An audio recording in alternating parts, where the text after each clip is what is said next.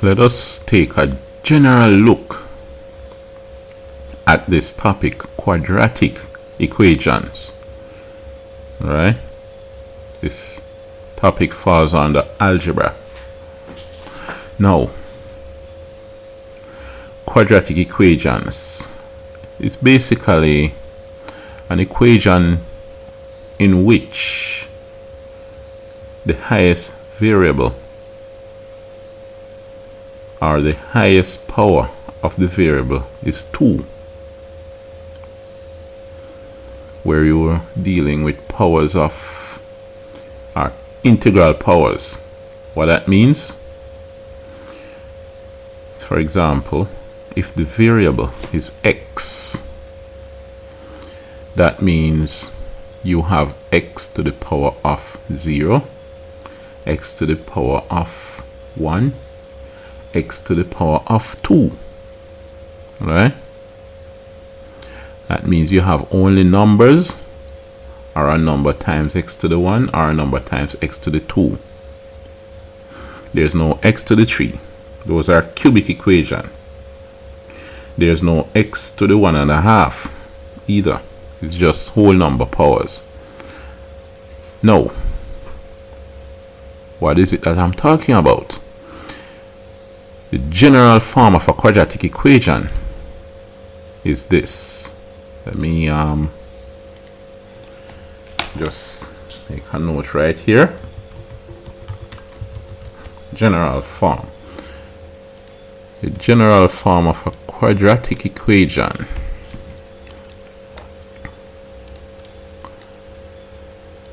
it generally takes this form: a x squared plus bx plus c equals 0. That's a form that you will see in many books, right? The general form of a quadratic equation, where a, b, and c are constants. They're just numbers that don't change, but x is the variable. X can vary. X keeps changing. At one point x can be 1, at another point it can be 2, then change to 3. It could change to 1.1, 1.2, 1.3, whatever it wants to change to.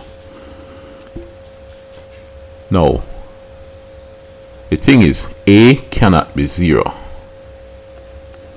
A cannot be 0.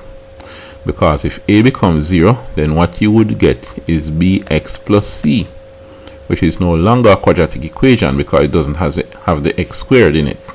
Alright? It needs the x squared part to be a quadratic. Examples could be x squared plus 3x minus 2 equals 0. What is a, what is b, and what is c here? Remember, in some cases you need to identify the a, b, and c. Now, a is a number that multiplies x squared, so a must be, it's 1. So in this case a is 1. B is the number that multiplies x, so b is 3. And c is what?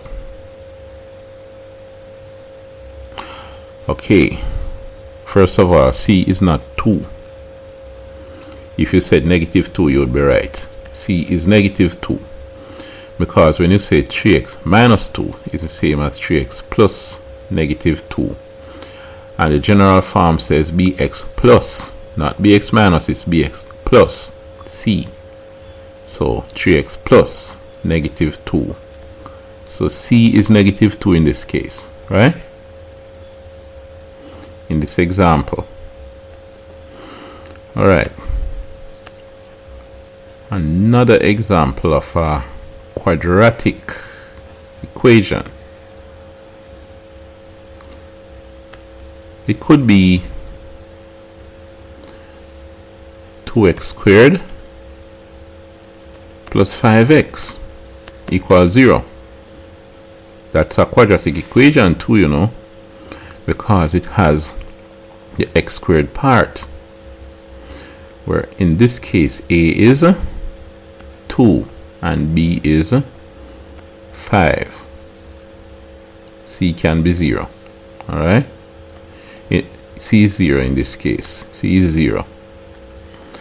Alright. Let's look at another example of a quadratic equation. We could have 3x squared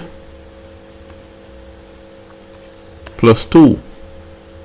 That is a quadratic equation. It's just that you left out the middle part. If you write it fully, it would be 3x squared plus 0x plus 2. Here, a is 3, b is 0, and c is 2. You see that? The important thing to note is that a cannot be 0. Alright? Now, let's examine this more fully. Something is left out here. You notice you see an x here and you see an x here, but no x here.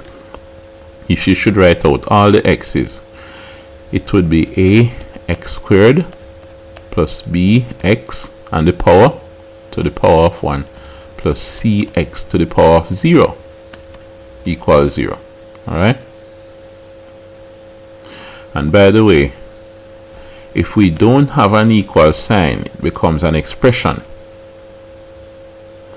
Now, we're going to be dealing with both equations and expressions, so I can modify this heading to say quadratic equations and expressions and expressions, because when it doesn't have an equal sign in it, we just call it an expression. Alright, so all the powers of x written down. It's a x to the power of 2 plus bx to the power of 1 plus cx to the power of 0. So that is our expression. Alright? Now, going back to the equation form of this thing, what does the 0 mean? We could very well write this as y equals ax squared plus bx plus c. Right? Now, with linear equations, you usually have the y here, y equals. It's the same thing applies with quadratic equations. But the thing is, when you say equals 0, what you're really saying is that y is equal to 0. And when you're dealing with x and y is equal to 0, you're really talking about the x-axis when y is equal to 0. We're dealing with graph. So that's the y is equal to 0 part here. When we come to looking at graphs of quadratic equations, we'll look at this part in more detail. Alright? Now, those are just some forms of the general form and a few examples of quadratic equation.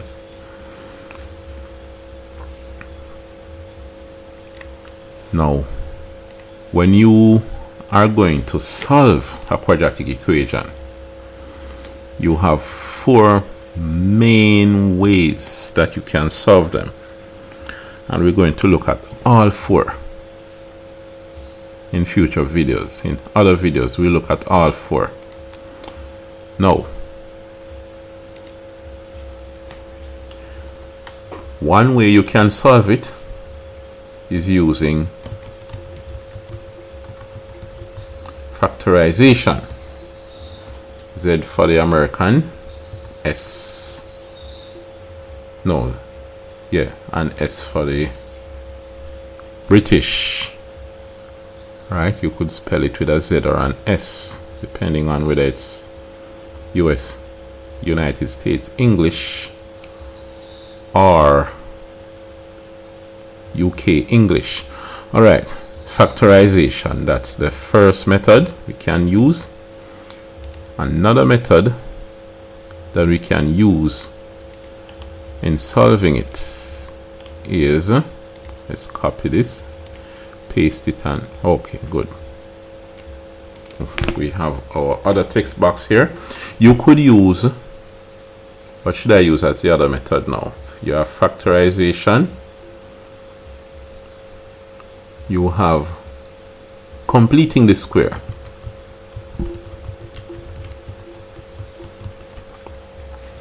Let me put that as our second method, factorization and then completing the square.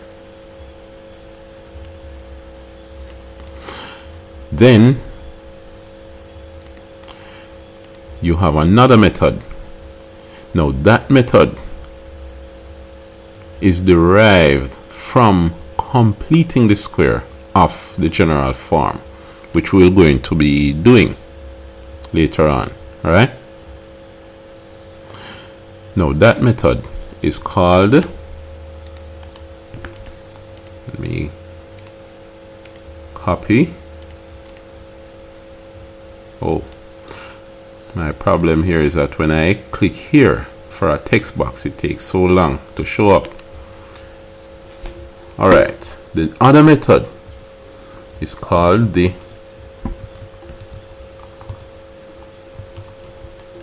quadratic formula. We can use the quadratic formula. And the other method that we're going to look at, let's copy that and paste here and modify it, is the graph. So we have these four methods of solving quadratic equations. We're going to use all four methods. We can use factorization, completing the square, the quadratic formula, and the graph. Right? When we use factorization, we'll see that when a quadratic equation is written in a certain form, you can easily factorize it using whole numbers. As long as you don't have to be dealing with fractions and decimals, right? You can easily factorize it using whole numbers. We're going to look at that. In completing the square, this is really writing the quadratic form equation in the form a x plus h squared plus k. Alright, so that's completing the square and having the quadratic equation as a perfect square, rewriting it as a perfect square, then putting it in this form. Then you have the quadratic formula. The quadratic formula is also in your formula sheet.